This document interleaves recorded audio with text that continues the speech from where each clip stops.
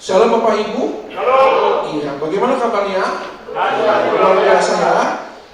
Puji Tuhan, Bapak Ibu senang sekali kalau hari ini saya bisa kembali melayani Tuhan di tengah-tengah Bapak Ibu semua. So, hari ini kita akan belajar dari kebenaran firman Tuhan, dan di atas kebenaran firman Tuhan nanti kita akan bangun kehidupan kita. Semua setuju dengan saya? Amin. Yang setuju bisa lambaikan tangannya. Yang nggak setuju bisa pulang sekarang juga. Ya? Oke, jangan pulang ya dengan firman Tuhan. Oke, Bapak Ibu, yuk mari kita buka bersama-sama dengan saya.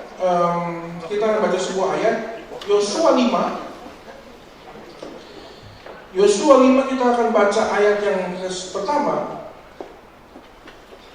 hingga ayat yang ke-12.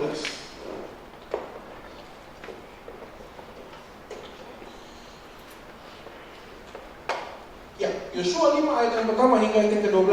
Saya akan bacakan buat Bapak Ibu semua. Saya baca ayat yang ganjil, Bapak Ibu baca ayat yang genap hingga pada ayat yang ke-12. Kita baca bersama-sama ya. Semua siap ya.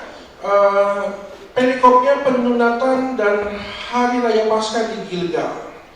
Ya, ayat yang pertama demikian firman Tuhan, ketika semua raja orang Amori di sebelah barat sungai Yordan dan semua raja orang Kanaan di tepi laut mendengar bahwa Tuhan telah mengeringkan air sungai Yordan di depan orang Israel sampai mereka dapat menyeberang, tawarlah hati mereka dan hilanglah semangat mereka menghadapi orang Israel itu.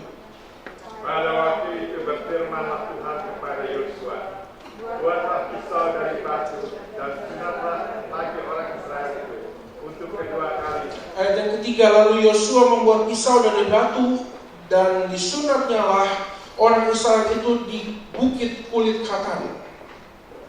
Inilah sebabnya Yosua mengenal mereka, semua orang yang keluar dari Mesir, yakni orang yang laki-laki semua, telah mati di padang gurun di tengah jalan setelah mereka keluar dari Mesir. Sebab semua orang yang keluar dari Mesir itu telah bersunat, tetapi semua orang yang lahir di padang gurun dalam perjalanan sejak keluar dari Mesir belum disunat. Sebab 40 tahun lamanya orang Israel itu berjalan melalui padang gurun sampai habis mati seluruh bangsa itu, yakni prajurit yang keluar dari Mesir yang tidak mendengarkan firman Tuhan.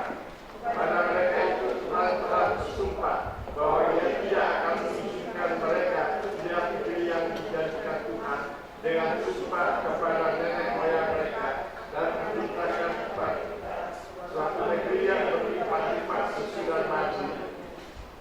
Tetapi anak-anak mereka yang telah dijadikannya ganti mereka itulah yang disunat Yosua, sebab mereka belum bersunat karena mereka tidak disunat dalam perjalanan.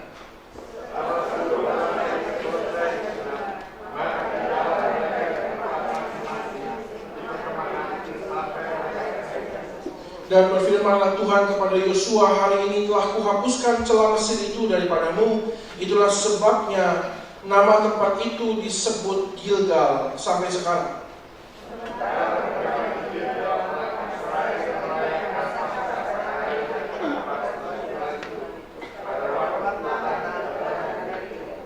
Lalu pada hari sesudah Paskah mereka makan hasil negeri itu, yakni roti yang tidak beragi dan berti gandum pada hari itu juga 1, 2, 3. Lalu berhentilah mana itu pada keesokan harinya setelah mereka makan hasil negeri itu.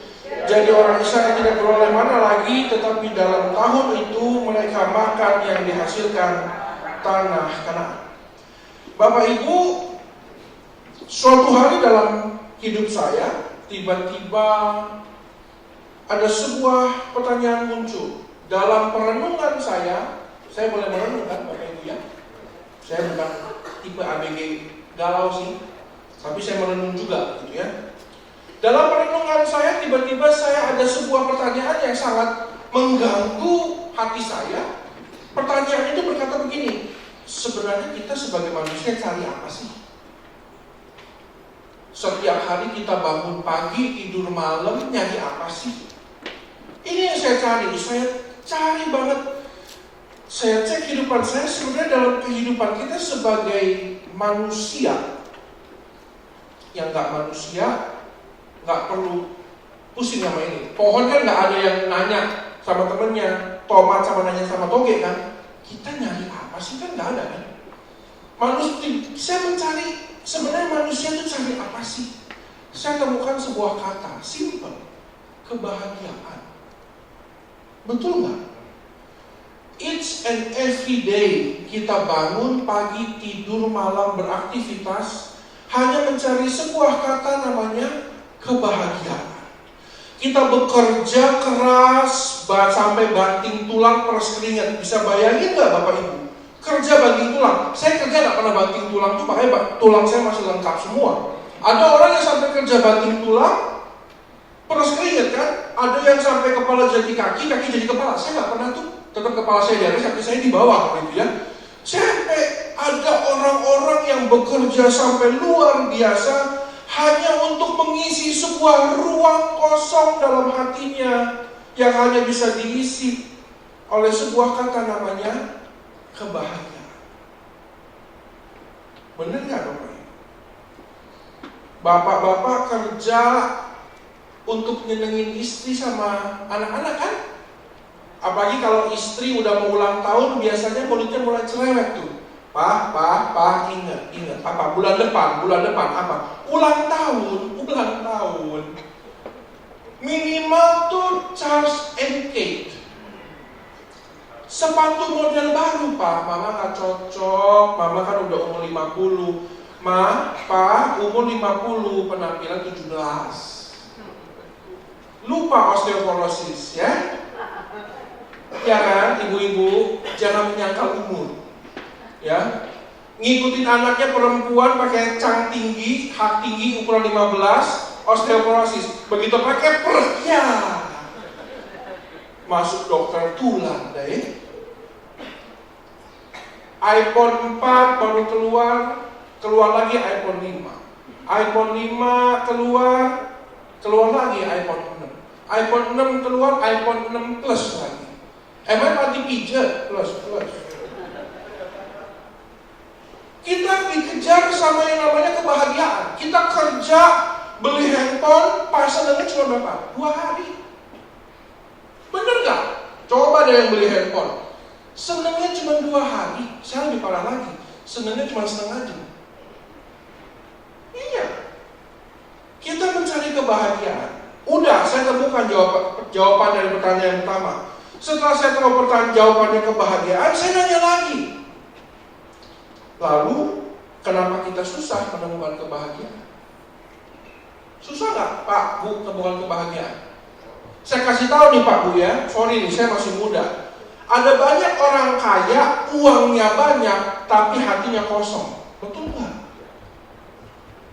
Makanya jangan bangga kalau duitnya banyak. Kalau ada Tuhan dalam hidupmu baru boleh bangga. Kalau cuma duit banyak gak ada Tuhan, mau ngapain? Buat tanya. Cuma bisa membuat badan kayak saya doang tuh ya. Makan Tony Romas tuh di sebelah ya. Uang banyak gak ada gunanya, bener gak? Kenapa gue jadi Betawi begini? Ada orang temennya banyak, kehidupan sosialnya luar biasa. Dia bukan hanya mengenal banyak orang, dia dikenal, tapi gak bisa menemukan kebahagiaan. Bener gak? Lalu pertanyaannya, kenapa sih kita susah temukan kebahagiaan? Nah, ada seorang pemuda, ada seorang bapak-bapak terkenal sebagai orang pintar, orang bijak, terkenal kebijaksanaannya tinggi. Suatu hari dia lagi cocok tanam di rumahnya gitu ya, main pohon bonsai, gak main batu bacan, enggak ya. Saya nggak ngomongin batu bacan, saya tahunya kue bacang. Nah itu gua tahu. Makanya pakai sambal dicocol kenyang. Makan dulu ada yang ketan gitu ya. Nah, biasa waktu-waktu rawan nih. Sampai mana tadi kita? Oh, orang bijak. Orang bijak terkenal sangat bijaksana. Dia lagi bercocok tanam. Datang Mercy SLK 500. Itu kalau dikonversi ke cendol, itu duit mahal banget ya. Datang Mercy SLK 500, nyet, parkir depan rumahnya dia. Yang keluar orang kaya, yang gimana gak kaya, beli mobil model begitu.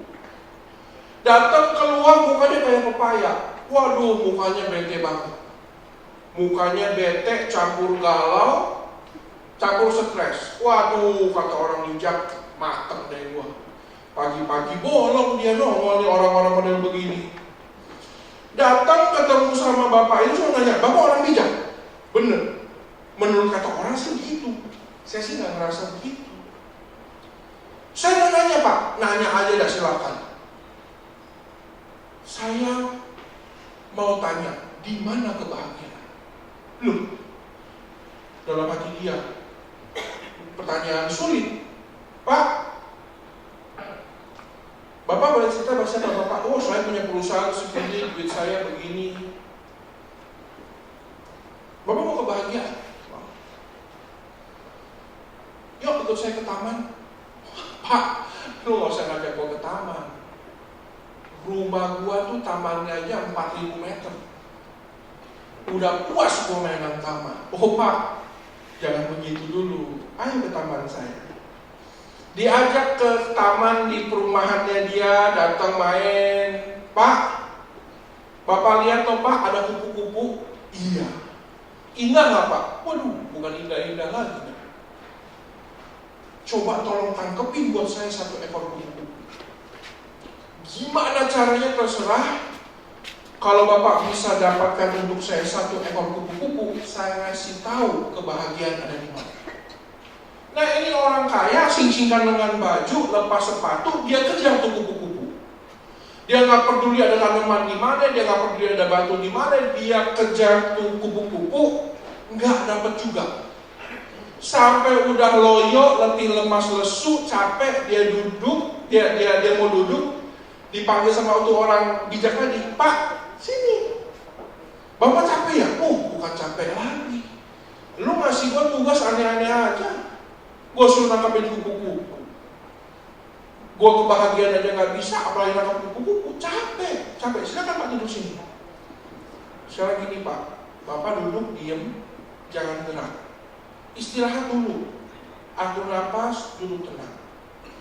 Dia duduk tenang di tengah-tengah taman itu, tanpa aba-aba itu kupu-kupu datang nemplok sendiri ke badannya Pak.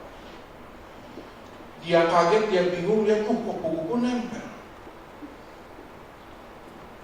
Bapak ini ngomong sama orang bijak ini ngomong sama bapak itu, Pak, Bapak lihat. Dalam proses Bapak menangkap kupu-kupu buat saya, Bapak hancurin mawar-mawar yang indah. Rumput-rumput hijau yang luar biasa indahnya, Bapak injak-injak sampai hancur. Batu yang sudah disusun sebagai bagus, begitu bagus letaknya, Bapak obrak-abrik sampai taman ini nggak jadi indah lagi. Pak, kalau Bapak mau cari kebahagiaan Pak, Bapak harus duduk tenang. Ada satu blog yang mengatakan begini.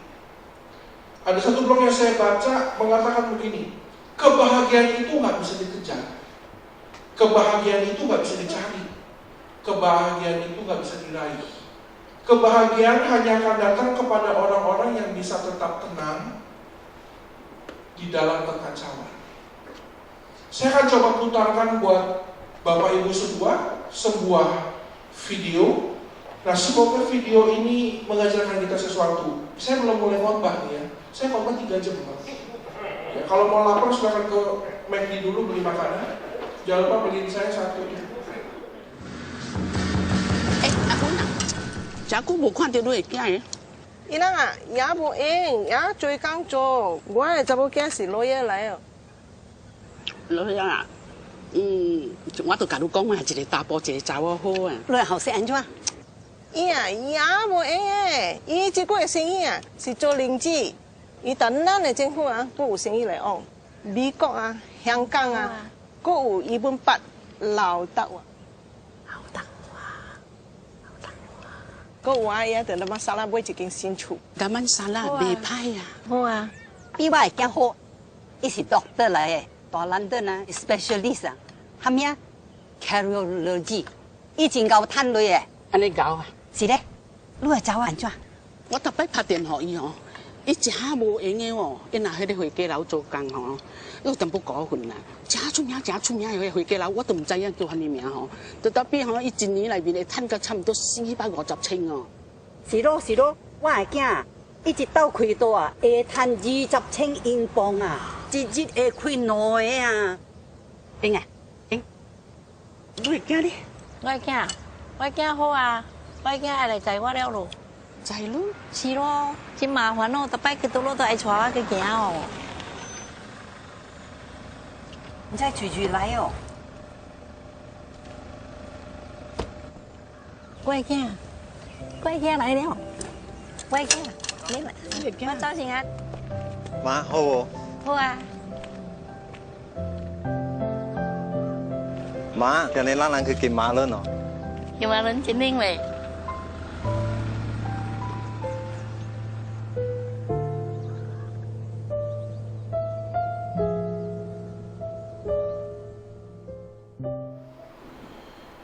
？Bapak Ibu, saya memulai malam hari ini dengan meluruskan sesuatu yang sangat basic, sangat dasar, sangat fundamental.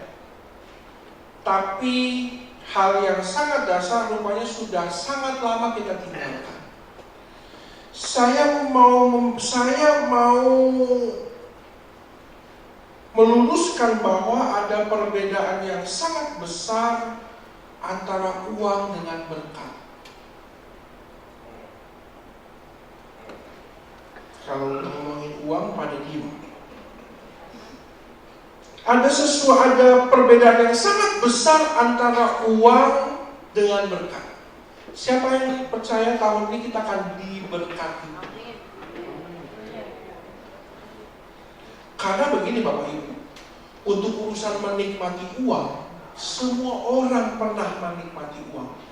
Tapi untuk menikmati berkat Tuhan, nanti. Saya kasih tahu nih Bapak Ibu ya, mumpung saya di mimbar kan, Bapak Ibu di bawah. Kalau saya di bawah hati-hati kalau ngomong. Saya kasih tahu nih. Di dalam uang belum tentu ada berkat Tuhan. Tapi di dalam berkat Tuhan pasti ada uang. Nah, anak-anak Tuhan rancu. Gak bisa membedakan antara uang dengan berkat. Waktu dia dapat uang, dia bilang saya dapat berkat Tuhan. Tunggu dulu. Ada banyak orang kaya, uangnya banyak, tidak pernah merasakan yang namanya kebahagiaan itu. Kebahagiaan buat orang dunia diterjemahkan sebagai perasaan diberkati oleh orang Kristen. Anak-anak Tuhan mengenal kata kebahagiaan sebagai perasaan diberkati Tuhan. Nah, ada 4 encim-encim lagi makan. Betul kagak? 4 encim-encim lagi makan, tapi dari 4 orang hanya ada 1 yang menemukan kebahagiaan. Hanya ada 1 orang yang merasakan diberkati Tuhan. Apakah yang 3 encim-encim tadi, 3 nenek tadi, anaknya kurang kaya? Sampai ada yang bawa-bawa andilau lagi, paman saya. Iya kan? Sampai ada yang bilang penghasilan setahun $450.000. Aduh. Tapi hanya ada 1 orang yang menemukan perasaan diberkati. Yang saya takutkan begini Bapak Ibu, mumpung kita masih di awal tahun, mari kita fokus kehidupan kita bukan cari uang, cari berkat. Hanya orang-orang yang dekat dengan Tuhan saja yang bisa merasakan berkat Tuhan. Bapak Ibu, sorry. Ada banyak orang agama lain yang juga jauh lebih banyak dari kita. Tadi pagi di gereja kami, ada pendeta lagi khotbah, dia bilang begini, dia punya teman haji, punya tambang Pak, batu bara. 1 hari penghasilannya itu 5 M. Jadi tiap pagi itu kalau dia bangun pagi dia ngeliat, gua nambah 5 M hari ini. Pak, duit 1 M aja belum pernah gua lihat. Dia tiap hari bangun pagi melek 5 M tuh nambah di rekening dia. Kalau soal uang lu kagak perlu ke gereja. menikmati uang? Benar. Kalau kita dengar kisahnya ada haji 5M, kalkulator dah. 5M 1 hari, kalau 30 hari 150M. 150M kali setahun 1,8 triliun. Kalau kita mau bawa-bawa soal uang dan kita bawa-bawa sangkut pautin sama Tuhan, berarti Tuhannya dia lebih hebat dong daripada Tuhan kita. Tunggu dulu. Dia boleh punya uang banyak, punya Tuhan nggak dalam hidup?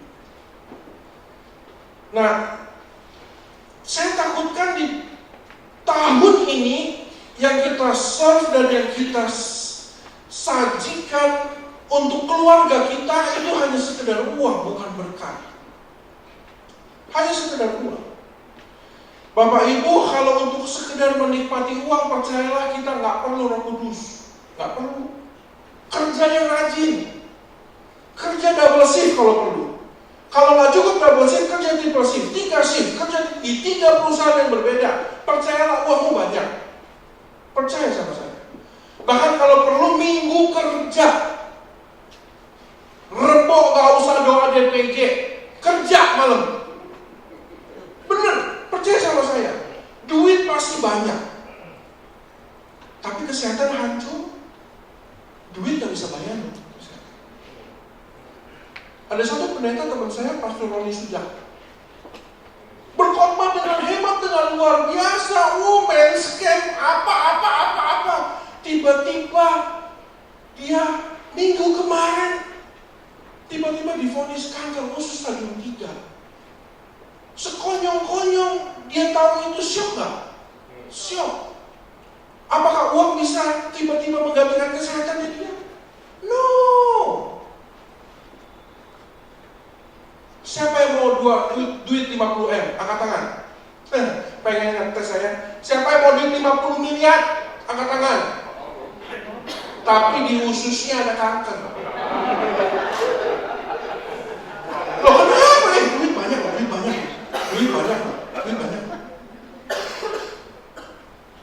Bapak Ibu sadar nggak kehidupan itu diberkati Tuhan? Punya hidung nggak? Gini dah. Bisa nggak? Coba 1, 2, 3. Aduh, enak nggak? Enak. Ada yang bayar buat oksigennya? Bapak Ibu, saya pernah hitung-hitung. Manusia hidup tuh 2 unsur, ya, oksigen sama nitrogen. Makanya kalau orang diving itu bawa 2 tabung, nitrogen sama oksigen dicampur. Saya pernah hitung-hitung tuh.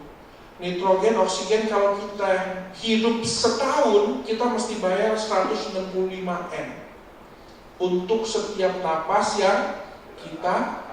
Itu masih manusia normal tuh. Kalau yang hidungnya agak gede dikit, nah bayar lebih mahal dikit.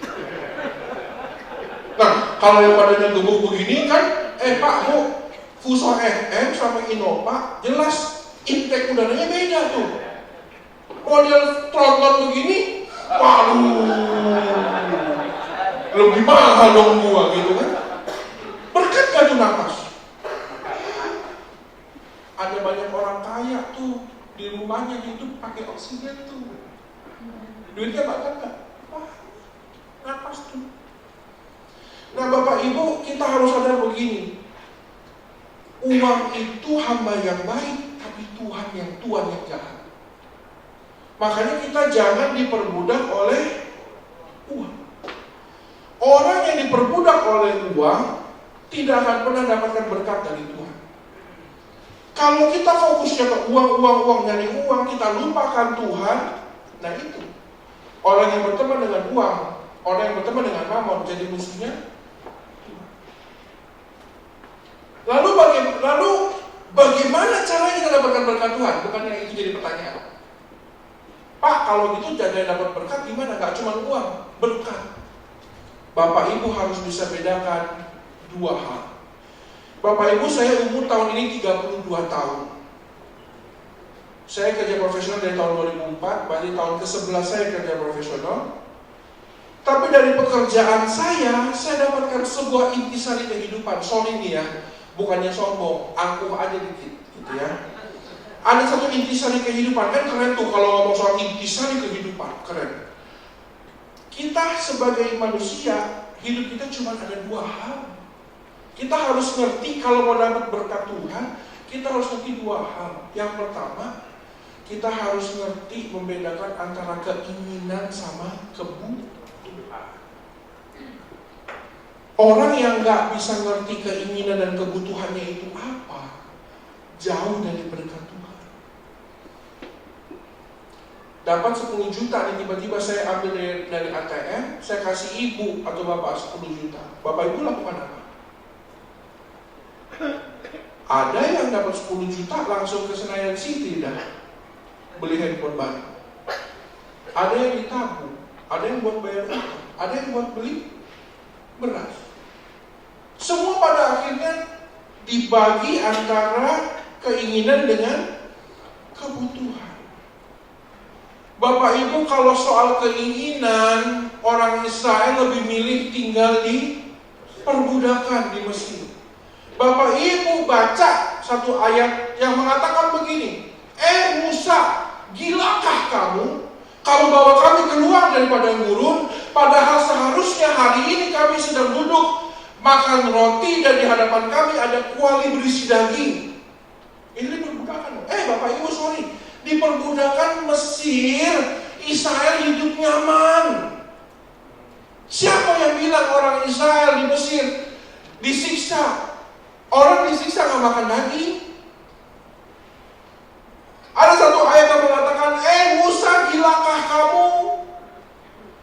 Kamu bawa kami keluar dari padang gurun, seharusnya kami di Mesir sedang menikmati tomat, melon. Bapak Ibu, orang di perbudakan tuh kalau menderita nggak ada yang nikmatin melon apa tomat. Kalau soal keinginan, orang Israel lebih milih di perbudakan. Tapi apakah itu kebutuhan mereka? Kebutuhan mereka harus menjadi orang merdeka.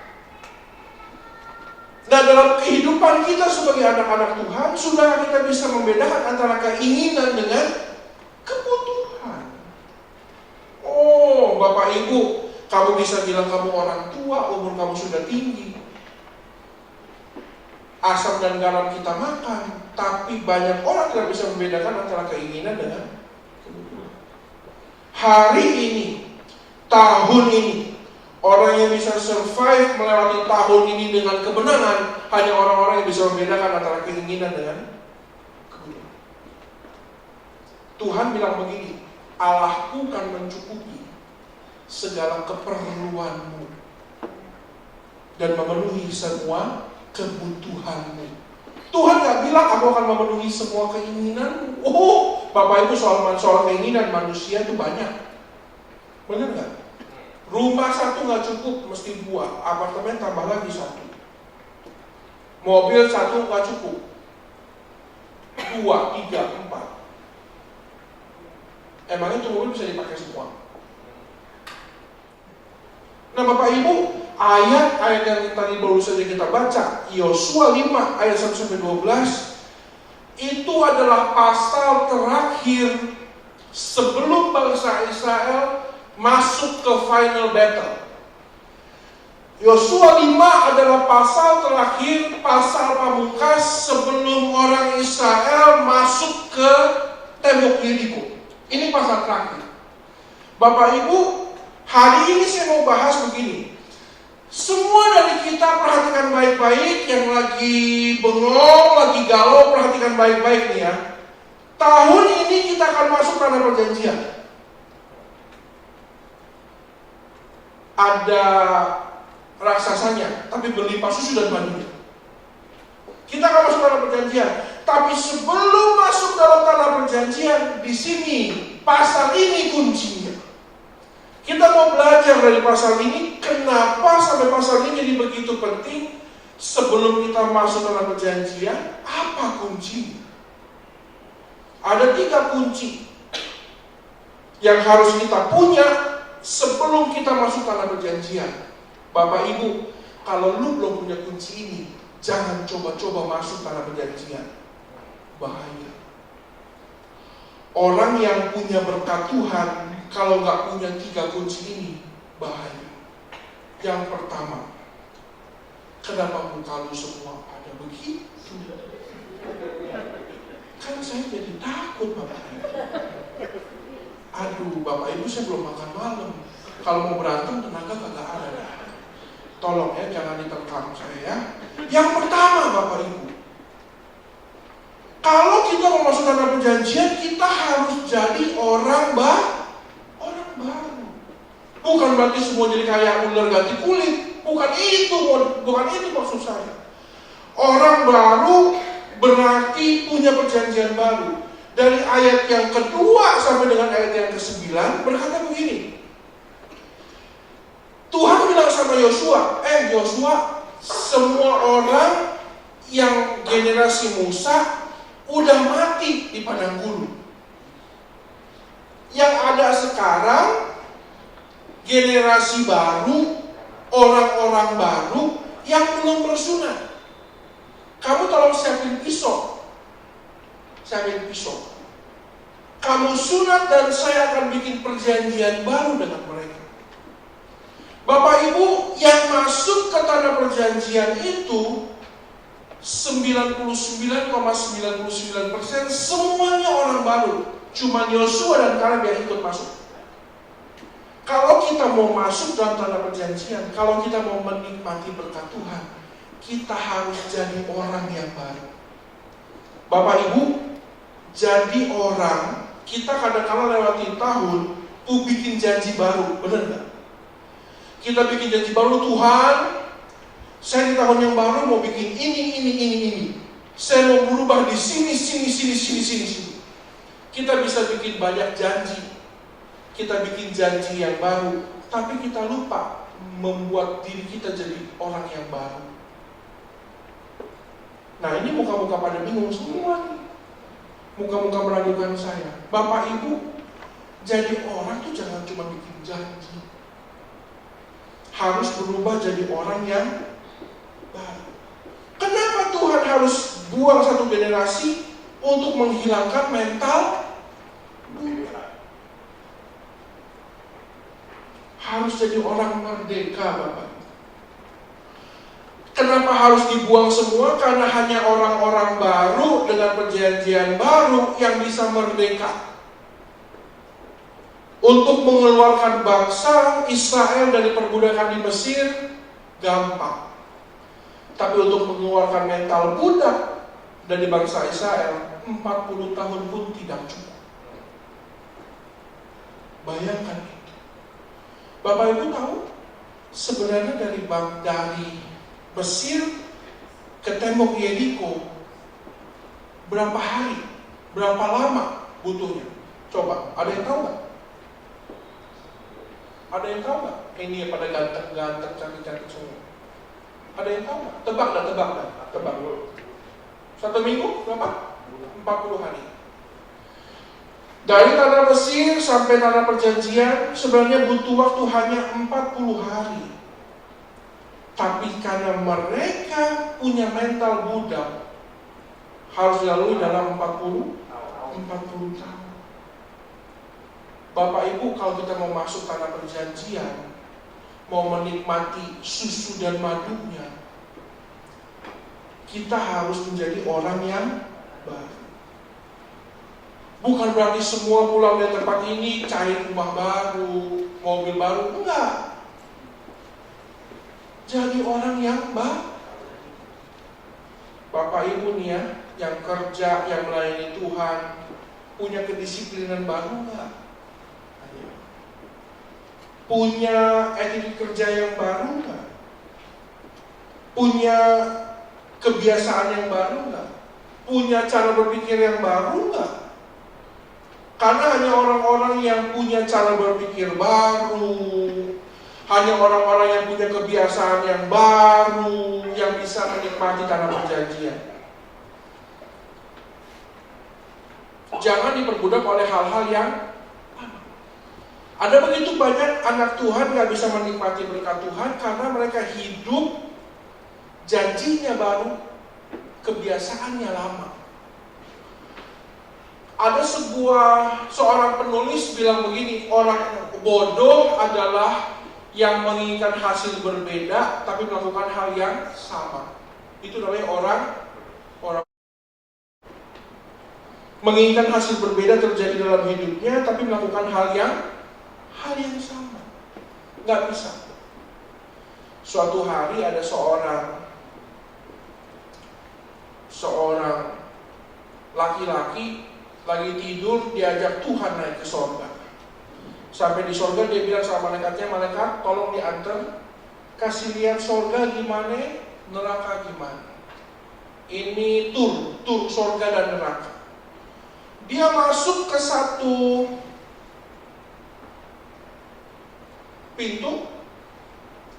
Di dalamnya ada 8 orang lagi duduk. Di tengah-tengahnya ada panci isi daging. Samcan itu ombak ya. Kalau saya khotbah nggak jauh-jauh. Aduh, makanya tuh perut begini bentuk.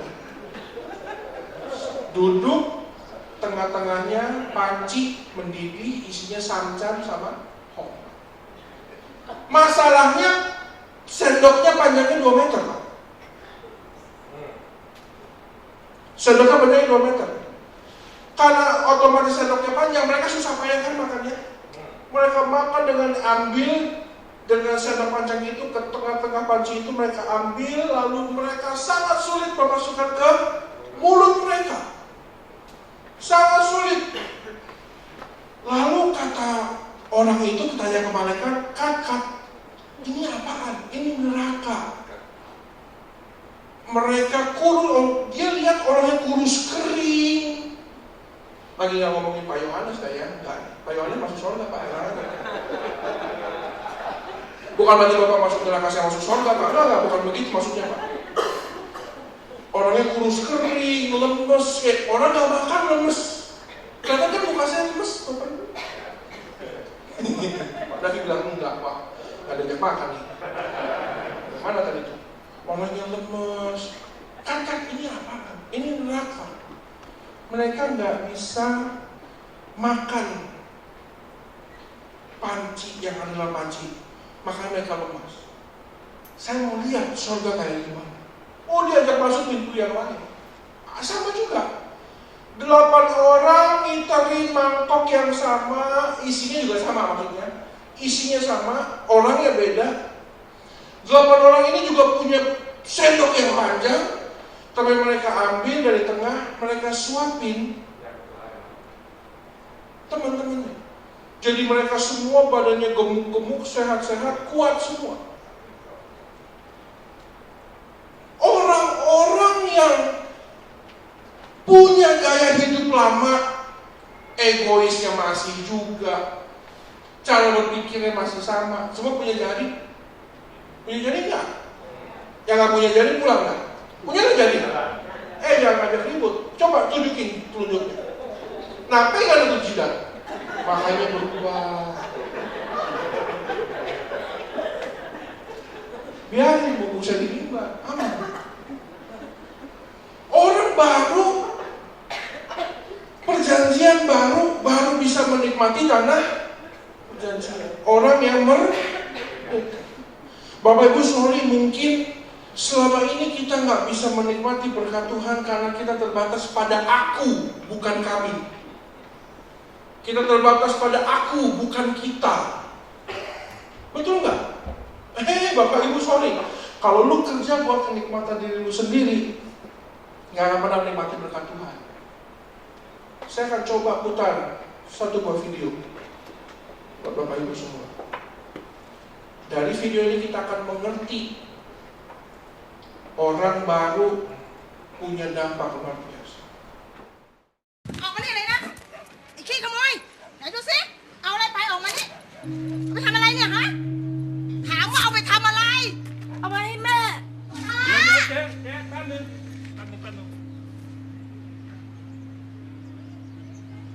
แม่ป่วยเหรอ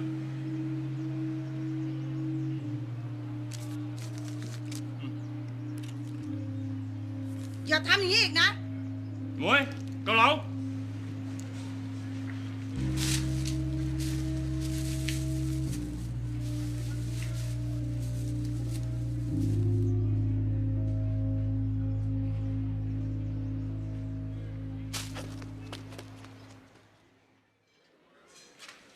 จ๋านั่งเลยครับนั่งเลย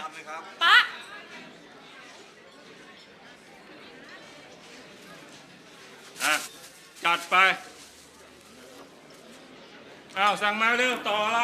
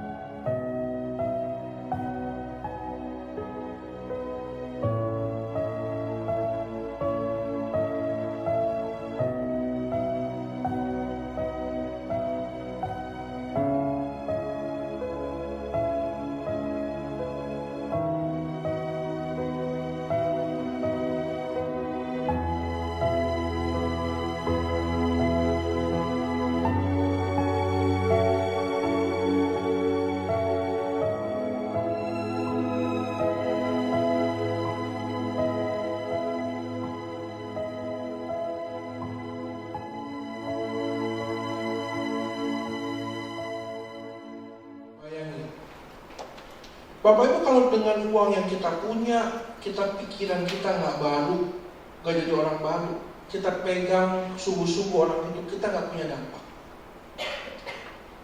Kalau kita punya berkat hari ini, bagikan berkat itu. Kalau tadi Bapak Ibu perhatikan dengan baik, all medical expenses was paid 30 years ago. Semua biaya pengobatan dibayar 30 tahun yang lalu dengan 3 strip obat anti rasa sakit dan 1 bungkus sop sayur. Jadilah orang-orang baru. Jangan cuma bikin janji doang baru. Jadi orang-orang baru. Orang-orang apa? Dengan kasih yang baru, pengharapan yang baru, iman yang baru, cara kerjanya baru, punya kedisiplinan baru, melayani Tuhan juga punya komitmen yang baru. Percayalah, kita masuk dalam perjanjian menikmati berkat Tuhan. Yang kedua, Bapak Ibu, setelah kita menjadi orang baru dengan perjanjian baru, jalani hidup yang baru. Jadi orang baru kalau masih hidup dengan hidup yang lama, buat apa? Kita penjahat kelas wahid, kita punya perjanjian baru dengan Tuhan, kita punya komitmen mau menjadi orang yang baru, cara hidup baru, tapi kerjanya masih maling, masih rampok, bisa nggak? Nggak bisa berubah. Harus punya hidup yang baru. Siapa yang bosan dengan hidupnya? Masih takut ya? Takut jebakan Batman kan? Siapa yang bosan dengan hidupnya? Coba. Bapak Ibu, saya bosan sama hidup saya. Tiap pagi saya bangun 5:30 pagi. Saya kerja berangkat, mandi jam 7, 7:30 berangkat kerja, jam 8 pabrik saya mulai operation, jam 4 saya pulang, sampai di rumah 4:30 main sama anak, baru tidur jam 2:30 pagi. 5:30 udah bangun lagi. Menjadi rutinitas yang sama kecuali hari Sabtu dan hari Minggu. Hari Minggu saya bangunnya bukan 5:30, 6:30. berangkat pelayanan, pulang kalau ada pelayanan saya pelayanan, kalau nggak saya pulang. Apakah saya bosan? Oh, hampir tiap hari saya bosan. Tapi saya berusaha setiap hari saya bilang begini, saya bosan dengan hidup saya, tapi hari ini harus ada hal-hal baru yang saya ciptakan, harus ada hal-hal baru yang saya berikan, dan bukan hanya itu, setiap kali saya lakukan hal yang terbaik, setiap hal yang saya lakukan, saya harus lakukan yang terbaik. Kalau kita punya komitmen begitu, kita nggak akan bosan dengan kehidupan kita. Setiap hari Bapak Ibu punya rutinitas kan? Punya rutinitas. Tapi kalau setiap hari kita berusaha memberikan yang terbaik, rutinitas itu akan menjadi sangat menyenangkan. Bapak Ibu, orang Israel juga punya rutinitas yang sama.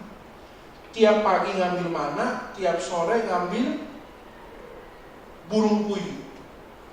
Bapak Ibu, Pak Davi suka makan apa Pak Davi? Daging babi. Tapi selama 40 tahun makan daging babi doyan nggak? 40 tahun Pak, everyday makan daging babi Pak. Pagi sarcan, sore, pokoknya tiap hari. Bosen nggak? Bosen nggak? Yang doyan ketoprak angkat tangan. Tapi pagi, siang, sore ngemilnya pun ketoprak. Doyan kagak lu? Itu kalau nggak lihat ketoprak muntah. Bener nggak? Orang Israel menjalani kehidupan seperti itu setiap hari. Pagi makan mana, sore makan burung puyuh, udah gitu masih ngeluh lagi sama Tuhan. Betul nggak? Sampailah di pasal ini. Kalau Bapak Ibu baca di ayat yang ke-12, maka mulai hari itu Israel berhenti makan yang diberikan oleh Tuhan dan mulai makan apa yang dihasilkan oleh tanah itu. Mereka menjalani hidup yang baru, nggak lagi hidup yang disediakan oleh Tuhan, tapi dikerjakan dengan. Jadi harus punya hidup yang baru. Kenapa selama 40 tahun generasi pertama cuma menadahkan tangan dan diberikan selalu oleh Tuhan, menandakan bahwa mereka belum dewasa. Orang yang belum dewasa tandanya itu apa? Selalu disediakan. Anak saya, Bapak Ibu, belum bisa cari duit. Otomatis cari duit siapa? Saya. Dia kalau mau lapar tinggal bilang begini, mamam, saya kasih makan nggak? Saya kasih makan. Nenen, saya kasih susu nggak? Saya kasih susu. Pipis, saya bawa ke toilet nggak? Saya bawa ke toilet. Menandakan bahwa apa? Dia belum dewasa. Coba dah Pak Davi ketemu mamanya. Mamam. Dilakukan. Ngapain lu udah buat makan? Aduh, Bapak Ibu, itu menandakan apa? Orang yang belum dewasa. Orang yang dewasa itu tuh gak minta pekerjaan yang mudah, minta tangan yang kuat. Gak minta jalan yang adem ayem, tapi minta kaki yang. Itu orang yang dewasa. Hanya orang dewasa yang bisa punya hidup yang baru. Oh, kalau hidup kita masih begini-begini aja, berarti kita belum deh. Orang yang dewasa tuh pengen selalu menghasilkan sesuatu yang baru. Bapak Ibu, jadi tua itu otomatis, jadi dewasa itu pilihan. Kasih makan cukup, kasih duit cukup. Seorang anak akan tumbuh dewasa, tapi akan tumbuh menjadi orang yang semakin lama semakin tua, tapi bukan menjadi orang yang dewasa. Kedewasaan ini ditentukan dari apa? Kemampuan dia menerima tanggung jawab, bertanggung jawab sama hidupmu gitu loh. Kalau kita jadi anak Tuhan, kehidupan kita begitu, kita nggak do something dengan kehidupan kita, berarti kita belum dewasa. Orang Israel itu bukan orang-orang kacangan loh, ini umat pilihan Tuhan. Tapi nggak ada air, Tuhan minta air, diketok atau batu, ketok atau batu, jadi keluar. Itu menandakan bahwa itu orang-orang yang belum dewasa. Bapak Ibu, kita harus sadar bahwa hanya orang merdeka dan orang dewasa saja yang bisa punya hidup yang baru. Orang di penjara bisa punya hidup yang baru nggak? Enggak. Dia harus keluar dari penjara dan menjalani hidup yang baru. Kita juga seringkali dipenjara oleh kebiasaan kehidupan kita. Keluar, merdeka, jadi dewasa baru punya hidup yang baru. Kalau enggak, jangankan masuk tanah perjanjian. Saya kasih tahu nih Bapak Ibu, perhatikan baik-baik. Habis ini nggak diundang lagi nggak apa-apa. Bapak Ibu perhatikan baik-baik. Kalau nggak jadi orang merdeka, kalau kita nggak jadi orang dewasa, jangankan menikmati berkat Tuhan, bisa melewati satu hari saja dalam hidupmu, udah alhamdulillah. Bener nggak? Kalau kita nggak jadi orang merdeka, kita masih dibelenggu oleh kebiasaan kita, lu bisa lewatin satu hari aja tuh udah syukur, puji syukur. Tapi untuk menikmati berkat Tuhan, harus jadi yang pertama orang merdeka, terus jadi orang dewasa. Ciri-ciri orang dewasa apa Bapak Ibu? Cuma dua. Satu, mau belajar. Orang yang dewasa itu berarti orang yang mau belajar. Kalau dia nggak mau belajar, dia nggak akan pernah dewasa. Tubuhnya boleh tua, pikirannya anak kecil. Harus mau belajar. Yang kedua, nggak gampang kecewa. Coba lihat kanan kirinya dah. Kalau itu muka orang-orang gampang kecewa, berarti belum dewasa. Orang yang gak dewasa itu adalah orang yang gak mau belajar dan gampang kecewa. Suatu hari ada bapak-bapak di rumah merenungi nasib.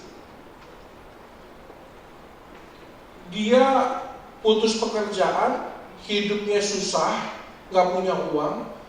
Istrinya mulai nuntut, "Pak, cari kerjaan dong. Di rumah gak ada nasi nih, mau makan apa kita? Cari kerjaan." Iya Ma, iya.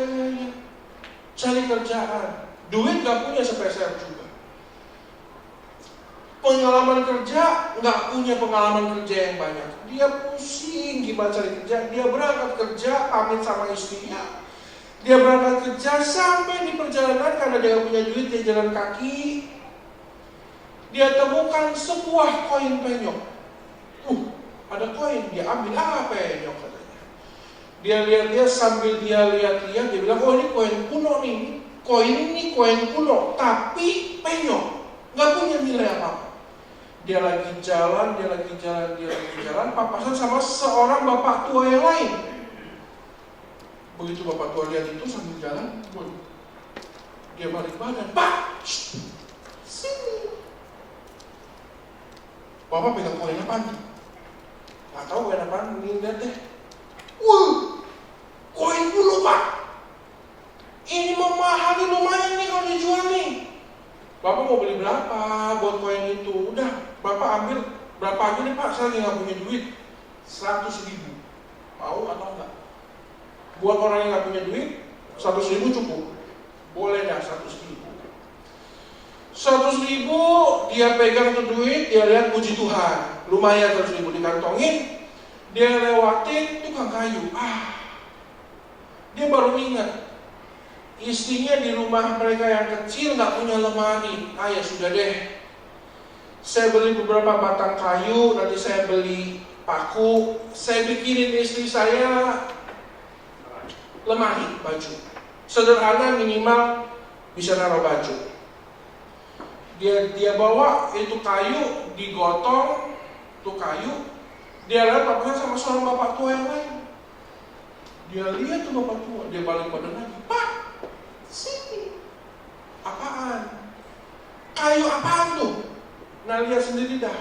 "Pak, ini kayu lumayan nih Pak. Saya lagi butuh nih kayu begini. Ini kayu kualitasnya sebenarnya bagus Pak. Bapak mau jual nggak?" "Bapak mau beli." "Berapa duit Bapak mau beli?" "Pak, kalau untuk kayu model begini 1 juta saya bagi beli." "Wah, yang bener aja Pak. Mau apa enggak?" "Saya nggak mau kasih harga lebih. 1 juta udah harga bagus. Mau nggak?" "Mau banget Pak, bukan mau lagi." Diambil tuh duit, dihitung, tapi gini, nggak pas Pak, 10 lembar warna merah, di kantongnya, set. Dia lewat tuh. Wih, ada lemari bagus. Untung dia nggak baca depannya, persembahan 60-an, ya kan? Wih, dia lihat bagus. Di toko furniture pinggir jalan. Waduh, lumayan. Pak, jual berapa? Ini lemari bagus, lu sanggup beli nggak? Berapa duit? 1 juta. Nih cekel. Gak banyak ngomong, sombong dikit. Orang susah bayar sombongnya, Bapak Ibu. Cekel. Pinjam gerobak, saya mau bawa pulang nih, lemari. Jadi maklum ibu-ibu kan butuh lemari, ada kacanya kan? Kaca satu badan. Nah dia beli tuh lemari, ada kacanya oval bagus. Isinya kan walaupun kere bisa begini kan. Bagus ya kan, habis mandi gitu kan, badanku dulu tak begini gitu kan, dulu sekarang langsung gitu kan. Bos pinjam gerobak, aneh mau bawa pulang buat bini di rumah, pasti bini seneng banget. Dia bawa gerobak masuk, dia mau pulang ke rumahnya harus lewatin perumahan orang-orang kaya. Dia lagi bawa nih gerobak.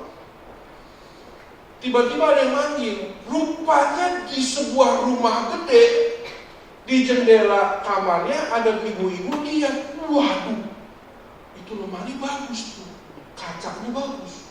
Saya mau tuh punya lemari kayak begitu. Dibuka jendela, sini.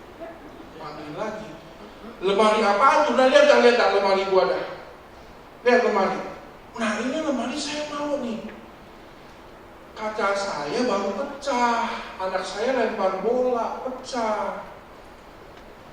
Tapi lemari ini bingkai frame kacanya bagus. Saya mau beli mahal. Kayunya juga saya lihat kualitasnya bagus. Saya mau beli mahal. Ibu mau beli berapa sih Bu lemari model begini? 10 juta. Wih, harga 1 juta dapat 10 juta. Dia mikir, udah gua cukup gak ya buat hitung duitnya ya? Udah dikasih duitnya, Bu, pas Bu, nggak kurang selembar juga, dimasukin.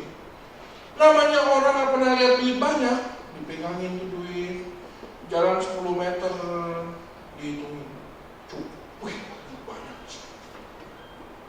Dia jalan sinulan, 20 meter dia hitung lagi, wih, 1 juta.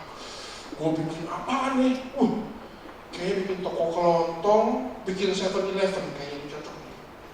7-Eleven samping STC kayaknya cocok ya. Bikin 10 juta cukup ya? Pokoknya kita usaha dulu. Dia tanpa sadar ada perampok, liatin dia ngitungin duit. Didatengin, main hatam, bang, diambil tuh duit, dibawa lagi. Sampai di rumah nih bapak, muka udah bonyok, muka udah jelek, digebukin tambah jelek dah, bonyok. Bapak kenapa? Bapak apa yang dirampok, Pak? Oh, yang dirampok gak banyak, cuma sebuah koin penyok yang dirampok. Betul gak, Bapak? Apakah dia harus kecewa dengan duit 10 juta? Apakah dia harus kecewa dengan kayu harga 1 juta? Dengan lemari harga 1 juta? Ataukah dia harus kecewa dengan duit 100.000? Karena dia tahu semuanya bermula dari sebuah koin. Ini orang dewasa.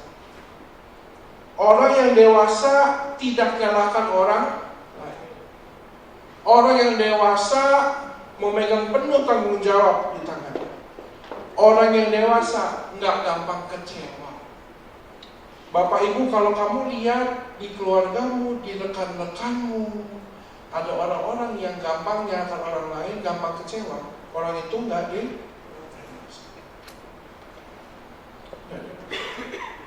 Bapak Ibu, kalau bukan sekedar mau punya banyak uang, kita fitnah orang, kita jelekkan orang, kita bisa dapatkan banyak uang. Tapi menjalani hidup yang baru, jadi orang yang dewasa, baru bisa menikmati tanah berjaya. Emang khotbah-khotbah kayak begini nggak seru nih ya, punya hidup baru, jadi orang baru. Yang paling seru kan 30 step menikmati uang berkat Tuhan, pasti gitu kan? Nah itu, kelihatan dari muka-mukanya. Ini khotbah-khotbah nggak populer nih. Yang terakhir, biar gue cepat pulang. Ngapain khotbah lama-lama? Belum tentu juga pulang dikerjain nih, firman Tuhan nih. Yang ketiga, yang penting khotbahnya singkat pada jelas. Yang ketiga, lawan yang baru.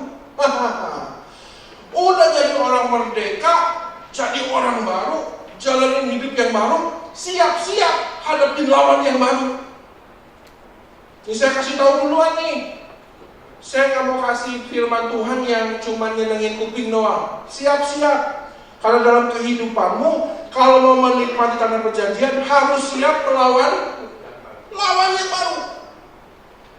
Bapak Ibu kalau baca Yosua 5 ayat yang pertama, semua orang Kanaan, semua orang Amori, udah gak ada yang berani ngelawan orang Israel. Karena melihat mereka melewati sungai Yordan dengan luar biasa.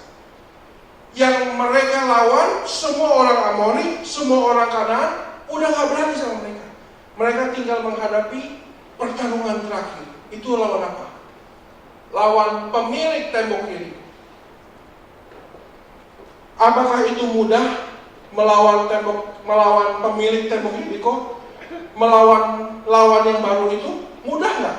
Mudah nggak untuk orang Israel menghadapi lawan yang baru? Mudah nggak? Mudah. Saya kasih tahu Bapak Ibu, semua masalah, semua tantangan yang ada di depanmu itu mudah, karena ada Tuhan di pihakmu. Lawanmu yang paling sulit adalah dirimu sendiri. Your worst enemy is yourself.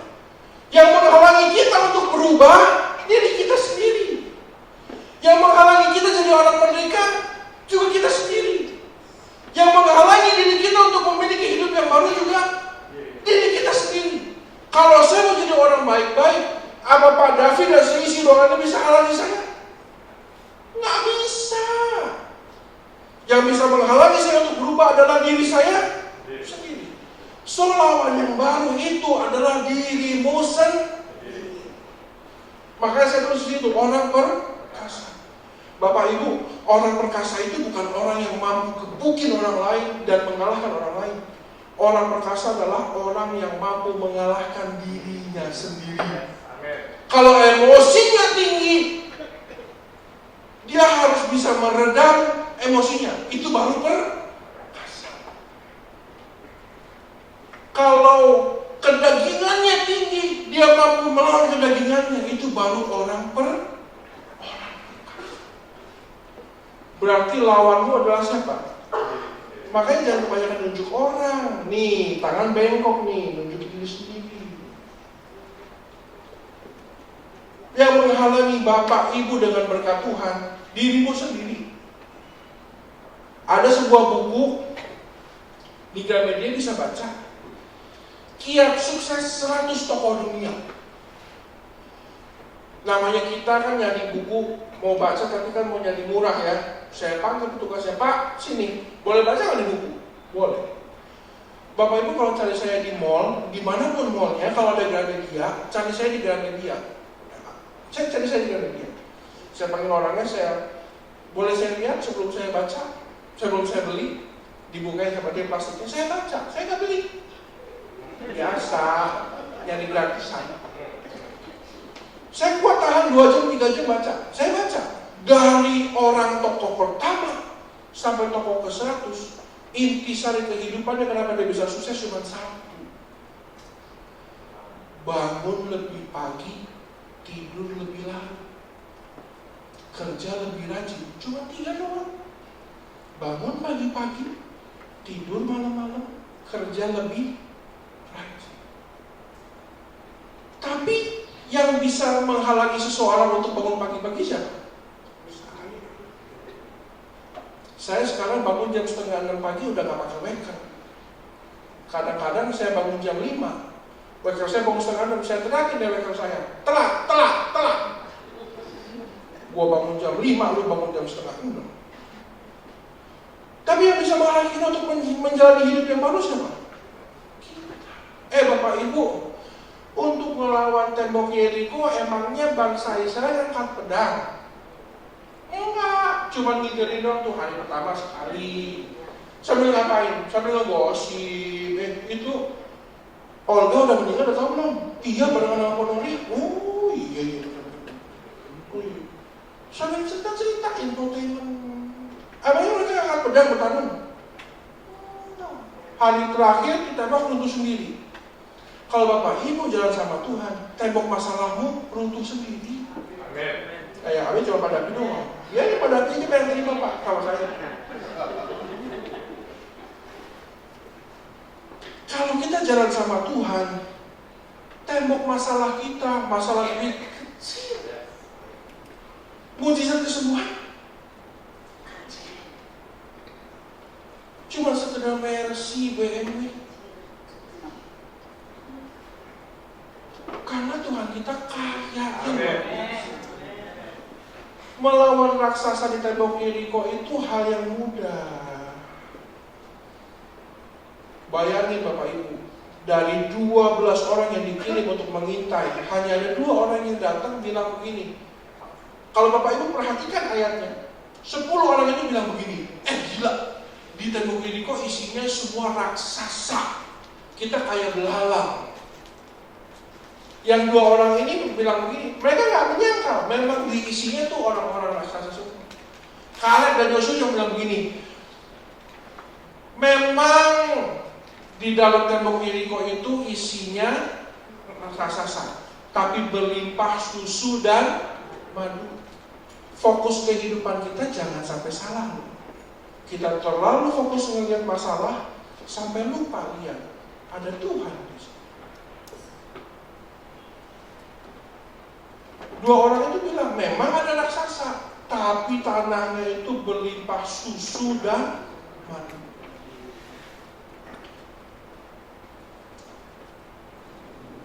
Bapak Ibu, kita nggak cukup jadi orang merdeka.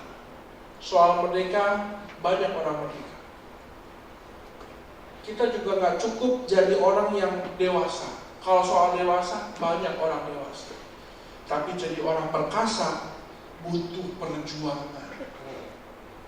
Bapak Ibu, menikmati anugerah itu gratis. Menjalani hidup di dalam anugerah butuh perjuangan. Jadi orang yang perkasa, mampu mengalahkan diri sendiri. Baru kita akan siap masuk ke tanah perjanjian. Sebelum masuk tanah perjanjian, Yosua ketemu sama seorang panglima bala tentara. Dia bilang, siapa kamu? Kata Yosua. Aku panglima bala tentara Tuhan. Kemenangan di depanmu. Bapak Ibu, izinkan saya jadi panglima bala tentara. Kemenangan di depan kita. Siap-siap coy. Yang penting apa? Jadi orang merdeka, jadi orang dewasa, jadi orang. Tundukkan kepala kita berdoa.